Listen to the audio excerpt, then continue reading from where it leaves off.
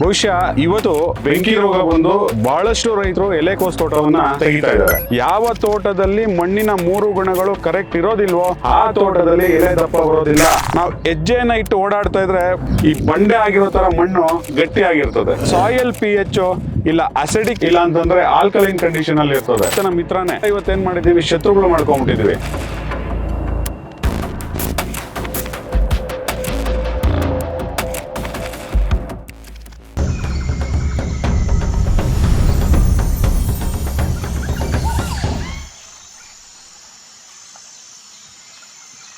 ನಮಸ್ಕಾರ ರೈತ ಬಾಂಧವರೇ, ಇವತ್ತು ನಾವು ಕೋಲಾರ ಜಿಲ್ಲೆ ಕೋಲಾರ ತಾಲೂಕಿನಲ್ಲಿ ನಮ್ಮ ಒಂದು ರೈತರ ತೋಟದಲ್ಲಿದ್ದೇವೆ. ಇದು ಎಲೆಕೋಸು ತೋಟ. ಬಹುಶಃ ಇವತ್ತು ಕೋಲಾರ ಜಿಲ್ಲೆಯಲ್ಲಿ ಬೆಂಕಿ ರೋಗ ಬಂದು ಭಾಳಷ್ಟು ರೈತರು ಎಲೆಕೋಸು ತೋಟವನ್ನು ತೆಗಿತಾ ಇದ್ದಾರೆ. ಆದರೆ ನಮ್ಮ ರೈತರು ಭಾಳಷ್ಟು ಉತ್ಕೃಷ್ಟವಾಗಿ ಬೆಳೆಯನ್ನು ಬೆಳೆದು ಯಶಸ್ವಿ ರೈತರಾಗಿದ್ದಾರೆ. ಸೊ ಇದಕ್ಕೆ ಮಾರ್ಗದರ್ಶನ ಕೊಟ್ಟಂಥ ನಮ್ಮ SRO ಟೀಮ್ ನಮ್ಮ ಜೊತೆ ಇದ್ದಾರೆ, ಸಾಯಿಲ್ ರೀಜನರೇಟಿವ್ ಆಫೀಸರ್ಸ್ ಟೀಮು. ಅವ್ರನ್ನ ನಾನು ಮಾತಾಡಿಸ್ತೀನಿ, ಯಾವ ರೀತಿ ಮಾರ್ಗದರ್ಶನ ಕೊಟ್ಟು ಯಶಸ್ವಿ ಕೃಷಿಕರಾಗಿ ಅವ್ರನ್ನ ಮಾಡಿದ್ರು ಅಂತ ಹೇಳ್ಬಿಟ್ಟು ಅಂತ. ಸೊ ನಮಸ್ತೆ ಮಧುವರೇ. ನಮಸ್ಕಾರ ಸರ್.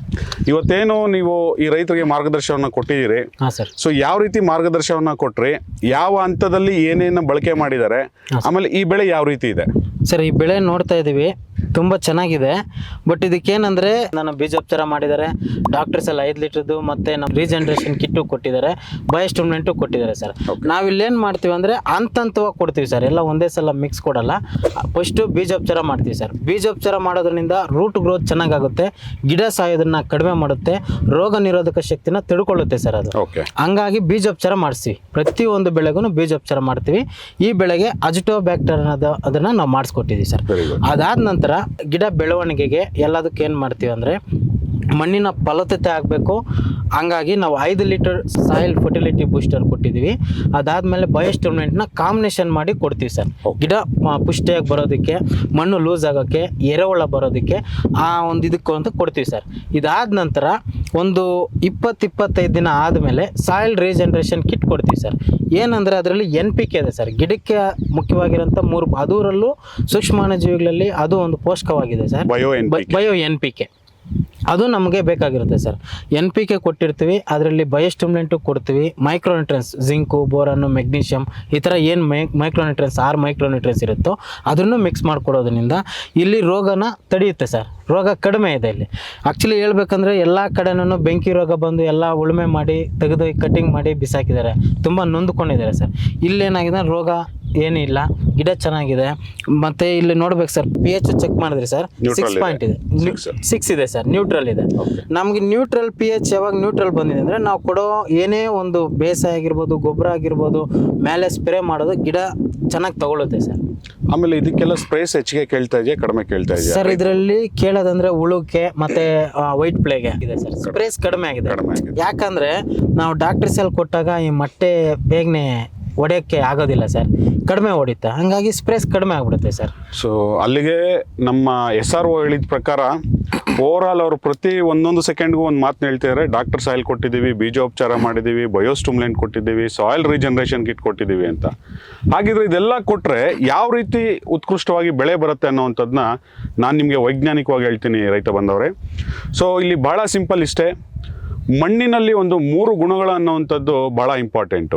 ಅದ್ಯಾವುದು ಅಂದರೆ ಜೈವಿಕ ಗುಣ, ಭೌತಿಕ ಗುಣ ಮತ್ತು ನಮ್ಮ ರಾಸಾಯನಿಕ ಗುಣ. ಸೊ ಇಲ್ಲಿ ನಮ್ಮ SRO ಹೇಳ್ದಂಗೆ ಡಾಕ್ಟರ್ ಸಾಯಿಲ್ ಅಪ್ಲಿಕೇಶನ್ನ ಇಲ್ಲಿ ಹಾಕಿದಾಗ ಜೈವಿಕ ಗುಣದಲ್ಲಿ ಭಾಳಷ್ಟು ಬದಲಾವಣೆ ಆಗ್ತದೆ. ಉದಾಹರಣೆಗೆ ನಮ್ಮ ಕಣ್ಣಿಗೆ ಕಾಣಿಸುವಂಥ ಎರೆಹುಳುಗಳು ತಾವು ನೋಡ್ಬೋದು, ಸುಮಾರಷ್ಟು ಅರ್ಥವಂಶ ಈ ತೋಟದಲ್ಲಿ ಜನರೇಟ್ ಆಗಿದೆ. ಸೊ ಯಾವಾಗ ಇಲ್ಲಿ ಅರ್ಥವಂಶ ಸ್ಟಾರ್ಟ್ ಆಗುತ್ತೋ ಆಗ ಆಟೋಮೆಟಿಕ್ ಆಗಿ ಈ ಒಂದು ಮಣ್ಣು ಭಾಳಷ್ಟು ಮೃದು ಆಗುತ್ತೆ. ಅಂದರೆ ಈ ಎರೆಹುಳ ಅನ್ನುವಂಥದ್ದು ರೈತನ ಮಿತ್ರ. ಬಹುಶಃ ಇದು ಹಿಂದಿನ ದಿನಗಳಲ್ಲಿ ಹೇಳಿರುವಂಥದ್ದು ಸತ್ಯ. ಯಾಕೆಂತಂದರೆ ರೈತನ ಮಿತ್ರನೇ. ಬಟ್ ನಾವೆಲ್ಲ ಇವತ್ತೇನು ಮಾಡಿದ್ದೀವಿ, ಶತ್ರುಗಳು ಮಾಡ್ಕೊಂಬಿಟ್ಟಿದ್ದೀವಿ. ಬಟ್ ಈ ಒಂದು ಎರೆಹುಳ ನಮ್ಮ ಕೃಷಿ ಭೂಮಿಯಲ್ಲಿ ಇದ್ದರೆ ಇದರಿಂದ ಹಾಕುವಂಥ ಇಕ್ಕೆಯಿಂದ ನಮಗೆ ಎಲ್ಲ ನ್ಯೂಟ್ರಿಯೆಂಟ್ಸು ಸಹ ಸಿಗ್ತದೆ. ಸೊ ಫಾರ್ ಎಕ್ಸಾಂಪಲ್ ಹೇಳಬೇಕು ಅಂತಂದರೆ ಯಾವುದೇ ರೀತಿಯ ಎನ್ ಆಗಲಿ ಪಿ ಆಗಲಿ ಅಥವಾ ಕೆ ಆಗಲಿ ಡಿಫಿಷಿಯನ್ಸೀಸ್ ಬರೋದಿಲ್ಲ. So main reason doctor soil ಕೊಟ್ಟ ಒಂದು 15-20 ದಿವಸದಲ್ಲಿ ಅದು ಯಾವುದೇ ಥರದ ಮಣ್ಣಾಗಲಿ ಅಲ್ಲಿ ನಾವು ಎರೆಹುಳುಗಳ ಅಭಿವೃದ್ಧಿಯನ್ನು ನಾವು ನೋಡ್ಬೋದು. ಅಲ್ಲಿ ನಮ್ಮ ಜೈವಿಕ ವಾತಾವರಣ ಭಾಳಷ್ಟು ಬದಲಾವಣೆ ಆಗ್ತದೆ. ಯಾವಾಗ ಈ ಒಂದು ಜೈವಿಕ ವಾತಾವರಣ ಬದಲಾವಣೆ ಆಗುತ್ತೋ ಆಗ ಆಟೋಮೆಟಿಕ್ಕಾಗಿ ಏನಾಗುತ್ತೆ ಅಂತಂದರೆ ಸಾಯಿಲು ಭಾಳ ಸ್ಮೂತ್ ಆಗುತ್ತೆ. ಸೊ ನೀರನ್ನು ನಾವು ಒಮ್ಮೆ ಕೊಟ್ಟಾಗ ಚೆನ್ನಾಗಿ ಹಿಡಿದಿಟ್ಕೊಳ್ತದೆ. ವೆಂಟಿಲೇಷನ್ನು ಸಹ ತುಂಬ ಚೆನ್ನಾಗಿ ಆಡ್ತದೆ. ಇದ್ರ ಜೊತೆಗೆ ಬೇರುಗಳ ಅಭಿವೃದ್ಧಿಯು ಸಹ ಭಾಳಷ್ಟು ಚೆನ್ನಾಗಿ ಡೆವಲಪ್ಮೆಂಟ್ಸ್ ಆಗ್ತದೆ. ಸೊ ಈ ಜೈವಿಕ ಗುಣದ ಜೊತೆಗೆ ಮತ್ತೊಂದು ಭಾಳಷ್ಟು ಇಂಪಾರ್ಟೆಂಟ್ ಆಗಿರುವಂಥದ್ದು ರಾಸಾಯನಿಕ ಗುಣ. ಭಾಳಷ್ಟು ರೈತ ಬಾಂಧವರು ಹೇಳ್ತಾ ಇರ್ತಾರೆ, ಸರ್ ನಮ್ಮ ಸಾಯಿಲ್ಗೆ ನಾವು ಏನೇ ಕೊಟ್ರು ಅದು ಗಿಡ ತಗೊಳ್ತಾ ಇಲ್ಲ. ಇದಕ್ಕೆ ಮೂಲ ಕಾರಣ ಏನಪ್ಪ ಅಂತಂದರೆ ನಮ್ಮ ಸಾಯಿಲ್ pH ಇಲ್ಲ ಅಸಿಡಿಕ್ ಕಂಡೀಷನಲ್ಲಿರುತ್ತೆ, ಇಲ್ಲ ಅಂತಂದರೆ ಆಲ್ಕಲೈನ್ ಕಂಡೀಷನಲ್ಲಿ ಇರ್ತದೆ. ಬಟ್ ಈ ಒಂದು ತೋಟದಲ್ಲಿ ಡಾಕ್ಟರ್ ಸಾಯಿಲ್ ಜೈವಿಕ ಒಳಸುರಿಗಳನ್ನು ಬಳಸಿದ ಮೇಲೆ pH ಲೆವೆಲ್ಲು ನ್ಯೂಟ್ರಲ್ ಆಗಿದೆ. ತಾವು ನೋಡ್ಬೋದು pH ಆಲ್ಮೋಸ್ಟ್ 6ಇಂದ 6.5ವರೆಗೂ ಇಲ್ಲಿ ಬರ್ತಿದೆ. ಯಾವಾಗ ನಾವು 6 ಅಥವಾ 6.5 ನ್ಯೂಟ್ರಲ್ ಲೆವೆಲ್ಗೆ ನಾವು pHನ ಮೈಂಟೈನ್ ಮಾಡ್ತೀವೋ ಇಲ್ಲಿ ನಾವು ಕೊಟ್ಟಿರುವಂಥ ಒಂದು ಜೈವಿಕ ಒಳಸುರಿಗಳಾಗ್ಬೋದು ಅದೆಲ್ಲವೂ ಸಹ ಗಿಡಕ್ಕೆ ಉತ್ತಮವಾಗಿ ಸಿಗೋದಕ್ಕೆ ಅನುಕೂಲ ಆಗ್ತದೆ.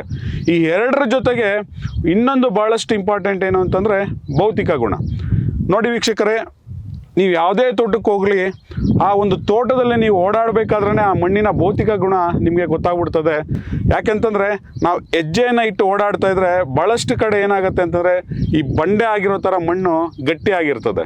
ಸೊ ಇದಕ್ಕೆ ಮೂಲ ಕಾರಣ ಏನು ಅಂತಂದರೆ ಅಲ್ಲಿ ಜೈವಿಕ ಗುಣ ಕರೆಕ್ಟಾಗಿರೋದಿಲ್ಲ ಅಥವಾ ನಮ್ಮ ರಾಸಾಯನಿಕ ಗುಣವೂ ಸಹ ಕರೆಕ್ಟ್ ಆಗಿರೋದಿಲ್ಲ. ಇವೆರಡು ಎಲ್ಲಿ ಮಿಸ್ಟೇಕ್ ಆಗಿರುತ್ತೋ ಅಲ್ಲಿ ನಮ್ಮ ಭೌತಿಕ ಗುಣ ಕರೆಕ್ಟ್ ಇರೋದಿಲ್ಲ. ಸೊ ಈ ತೋಟದಲ್ಲಿ ನೀವು ನೋಡ್ಬೋದು ಮಣ್ಣು ಭಾಳಷ್ಟು ಸ್ಮೂತ್ ಇದೆ. ನಾನು ನಿಮ್ಗೆ ತೋರಿಸ್ತಾ ಇದ್ದೀನಿ, ಮಣ್ಣು ನೋಡಿ ಕೈಯಿಂದನೇ ತೆಗಿಬೋದು. ಸೊ ಭಾಳಷ್ಟು ಸ್ಮೂತ್ ಇದೆ. ಇದ್ರ ಜೊತೆಗೆ ಚಾಪುಡಿ ಥರ ಮಣ್ಣು ಉದುರ್ತಾ ಇದೆ. ತಾವು ನೋಡಿ, ಯಾಕೆ ಅಂತಂದರೆ ಈ ಒಂದು ಬೆಳೆಗೆ ಎಲೆಕೋಸು ಬೆಳೆಗೆ ಹೈಯೆಸ್ಟ್ ಕೆಮಿಕಲ್ ಸ್ಪ್ರೇಸ್ನ ಮಾಡ್ತಾರೆ. ಸೊ ಯಾವಾಗ ಹೈಯೆಸ್ಟ್ ಕೆಮಿಕಲ್ ಸ್ಪ್ರೇಸ್ ಮಾಡ್ತಾರೋ ಆಟೋಮೆಟಿಕ್ಕಾಗಿ ಜೈವಿಕ ಗುಣ ಹೋದಾಗ ಮಣ್ಣು ಭಾಳಷ್ಟು ಗಟ್ಟಿ ಆಗ್ತದೆ. ಬಟ್ ಇಲ್ಲಿ ನೀವು ನೋಡ್ಬೋದು ಎಕ್ಸಾಂಪಲ್ಲು ನೋಡಿ, ಚಾಪುಡಿ ಥರ ಟೀ ಪುಡಿ ಥರ ಉದುರ್ತಾ ಇದೆ ಮಣ್ಣು. ಸೊ ಇದಕ್ಕೆಲ್ಲ ಮೂಲ ಕಾರಣ ಏನಪ್ಪ ಅಂತಂದರೆ ಡಾಕ್ಟರ್ ಸಾಯಿಲ್ ಜೈವಿಕ ಒಳಸುರಿಗಳು. ಇಲ್ಲಿ ಇನ್ನೊಂದು ಭಾಳಷ್ಟು ಇಂಪಾರ್ಟೆಂಟು ನೀವು ಅಬ್ಸರ್ವ್ ಮಾಡಬೇಕಾಗಿರುವಂಥದ್ದು ಎಲೆ ಥಿಕ್ನೆಸ್ಸು. ಸೊ ಎಲೆ ಭಾಳಷ್ಟು ದಪ್ಪ ಇದೆ. ತಾವು ನೋಡ್ತಾ ಇರಿ, ಎಲೆ ಮುಟ್ಟಿದ್ರೆ ತುಂಬ ಮಂದ ಇದೆ. ಸೊ ಯಾವಾಗ ಈ ಎಲೆ ಮಂದ ಇರ್ತದೋ ಸೊ ಆಟೋಮೆಟಿಕ್ಕಾಗಿ ಕೀಟ ಬಾಧೆ, ರೋಗ ಬಾಧೆ ಎರಡೂ ಕಡಿಮೆ ಆಗುತ್ತೆ. ನೀವು ಕೇಳ್ಬೋದು, ಈ ತೋಟದಲ್ಲಿ ಯಾಕೆ ಸರ್ ಎಲೆ ದಪ್ಪ ಇದೆ, ಬೇರೆ ತೋಟಗಳಲ್ಲಿ ಬರೋದಿಲ್ಲ ಅಂತಂದರೆ, ಯಾವ ತೋಟದಲ್ಲಿ ಮಣ್ಣಿನ 3 ಗುಣಗಳು ಕರೆಕ್ಟ್ ಇರೋದಿಲ್ವೋ ಆ ತೋಟದಲ್ಲಿ ಎಲೆ ದಪ್ಪ ಬರೋದಿಲ್ಲ. ಆ ತೋಟಕ್ಕೆ ರೋಗಗಳು ಜಾಸ್ತಿ ಆಗುತ್ತೆ, ಕೀಟ ಬಾಧೆನೂ ಜಾಸ್ತಿ ಆಗುತ್ತೆ. ಬಟ್ ಇಲ್ಲಿ ಈ 3 ಗುಣಗಳು ತುಂಬ ಕರೆಕ್ಟಾಗಿರೋದಕ್ಕೋಸ್ಕರ ಇಲ್ಲಿ ರೋಗ ಬಾಧೆ ಕಡಿಮೆ, ಕೀಟ ಬಾಧೆ ಕಡಿಮೆ ಆಗಿದೆ, ಉತ್ಕೃಷ್ಟವಾಗಿ ಬೆಳೆ ಬಂದಿದೆ. ತಾವು ನೋಡ್ತಿರ್ಬೋದು, ಉತ್ತಮ ಒಂದು ಒಳ್ಳೆಯ ಕ್ವಾಲಿಟಿಯಲ್ಲಿ ಬೆಳೆ ಸಹ ಇಲ್ಲಿ ಬಂದಿದೆ. ಈ ಒಂದು ಬೆಳೆನ ಬೇರೆ ಎಲ್ಲರೂ ಪಾರ್ಸಲ್ಗೆ ಹಾಕೋರು ಸಹ ತುಂಬ ಚೆನ್ನಾಗಿ ತಡೀತದೆ ಸರ್, ಒಂದು ಒಳ್ಳೆ ರೇಟ್ನೂ ಸಹ ಇವ್ರ ರೈತರಿಗೆ ಸಿಗತ್ತೆ ಅಂತ ಅವರೊಂದು ಭರವಸೆಯನ್ನು ಕೊಡ್ತಾ ಇದ್ದಾರೆ. ಸೊ ಇದೇ ರೀತಿ ತಾವು ಯಾವುದೇ ಬೆಳೆಗಳನ್ನು ಬೆಳಿಬೇಕಾದ್ರೆ ಈ ಮಣ್ಣಿನ 3 ಗುಣಗಳನ್ನು ತಮ್ಮ ತೋಟಗಳಲ್ಲಿ ಅಭಿವೃದ್ಧಿ ಮಾಡ್ಕೊಬೇಕಾದ್ರೆ ಮೇಲೆ ಕೊಟ್ಟಿರುವಂಥ ನಮ್ಮ ನಂಬರ್ಗೆ ಸಂಪರ್ಕ ಮಾಡಿ. ಸೊ ಪ್ರತಿಯೊಂದು ತಾಲೂಕಿನಲ್ಲೂ ನಮ್ಮ SROs ಇದ್ದಾರೆ, ಸಾಯಿಲ್ ರೀಜನರೇಟಿವ್ ಆಫೀಸರ್ಸ್ ಇದ್ದಾರೆ.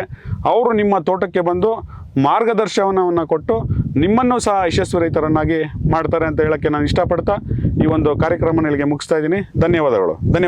ನಮಸ್ಕಾರ ಸರ್.